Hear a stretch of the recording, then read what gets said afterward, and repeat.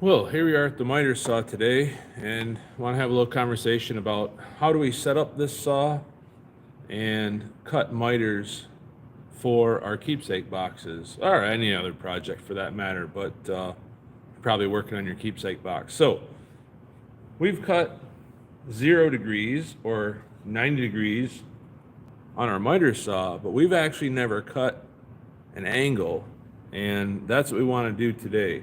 So first things first is we are going to be in no slide mode. This is a sliding compound miter saw. We're going to go back here and tighten the magic knob and make sure that our saw is not in slide mode. So there we go. Give that a little tug. That is not in slide mode. All right. So now the angle I'm going to cut is going to be a 45 degree. So here's my red pointer right there. And I'm going to raise the lock. And then right here, my thumb is got a little button to press. I'm going to swing that over to 45 degrees. I don't know if you heard that. You can hear it lock in. If you heard that. I'm on a 45 degree angle now. That is the miter I want to cut. I like to make sure my saw is locked down in the front because sometimes if you cut a random angle, there isn't a notch for it to lock in. The manufacturer does that on popular angles, but every angle does not have a lock. All right, so I'm going to cut my piece. Well, here's my piece for my keepsake box, and most of your work is going to have a groove, which I represented with this black line. I didn't actually make a groove in it, but let's say that the black line is my groove. The trick here is keeping the black line or the groove on the inside of the box. So remember that.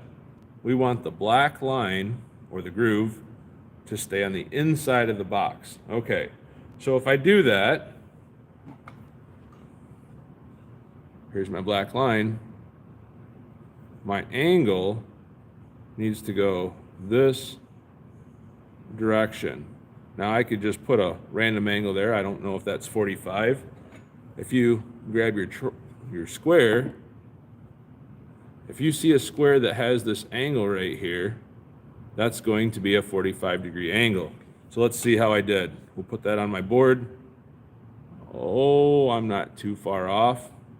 But remember, my saw is set on a 45 degree angle, so I don't have to mark it very accurately.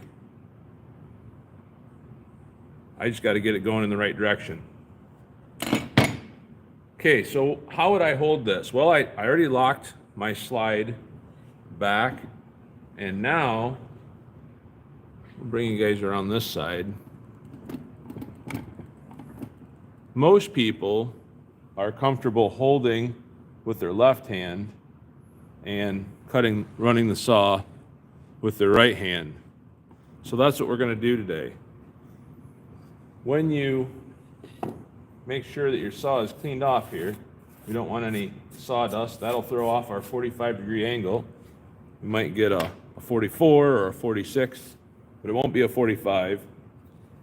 And the first cut I'm going to make is going to go this way. So my piece is going to be on the table. You can see I've got the angle pointing the correct direction. And now I just need to hold this securely. So I'm going to do that like this.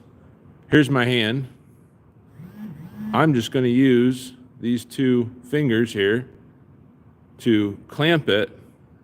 Now when you reach over the fence, reach over here, make sure that you turn your hand so that your finger is away from the blade.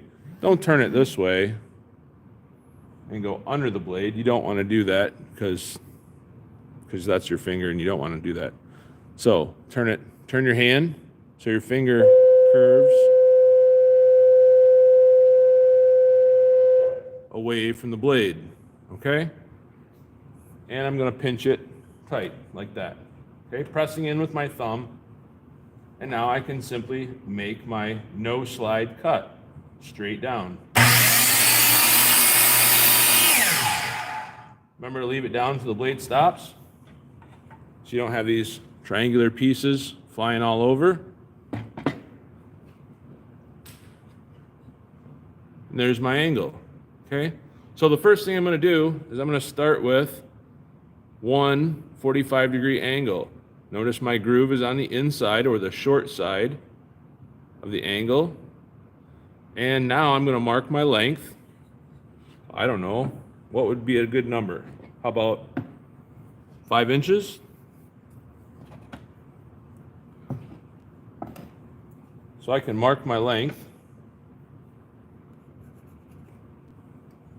And now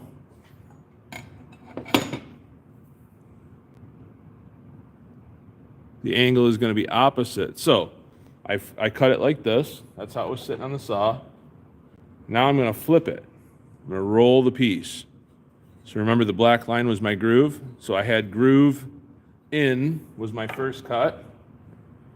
So now I'm going to roll it, and I'm going to see groove out. Groove will be out facing me. So there's my mark.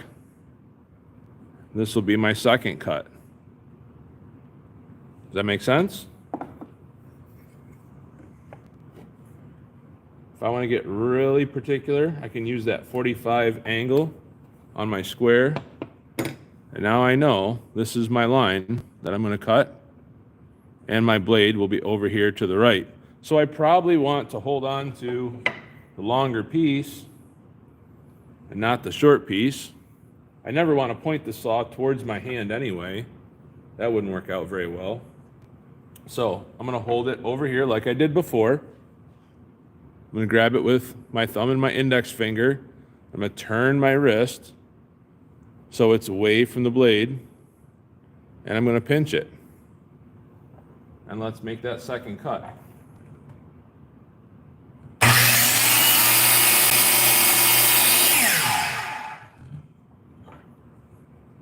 So there's my piece. My black line represents my groove. It's going to be on the inside. But now look what happens. If I just keep going, the black line,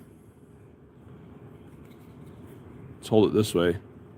The black line jumps outside the box. So what you have to do every time you cut a piece off is you have to reverse it. I have to waste this triangle here. Right there. I'm going to have to waste that piece. I hope you added a little extra to your material.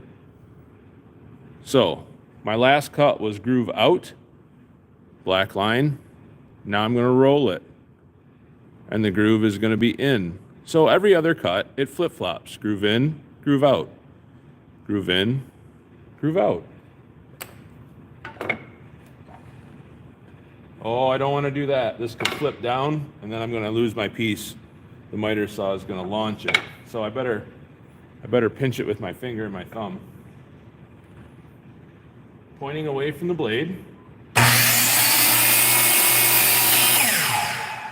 I'll leave it down till the blade stops because I don't want to launch that piece. Now, here's my box I'm building.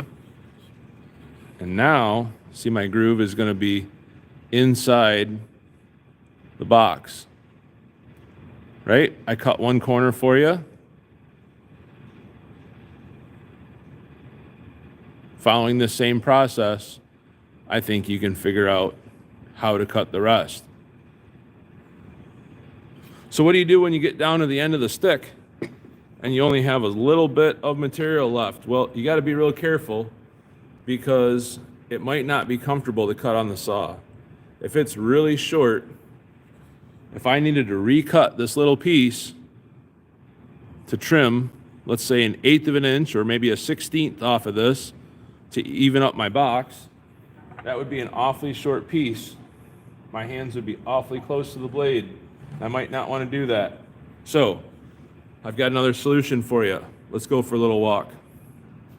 We're going to come all the way over here to the sander. And what I set up for you over here at the sander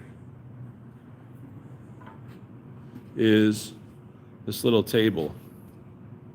And I tipped this front table on a 45-degree angle. And I added a miter gauge, so the miter gauge will slide in the slot. So if I just need to tune up my piece, I can put that right here on the table.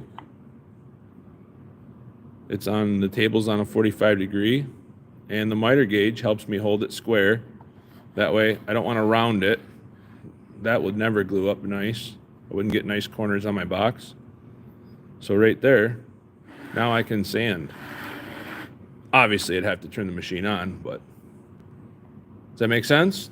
Set the table to 45, use a miter gauge, sand your work. Okay, so I hope between the miter saw and the sander, you're able to cut nice corners on your keepsake box. Good luck.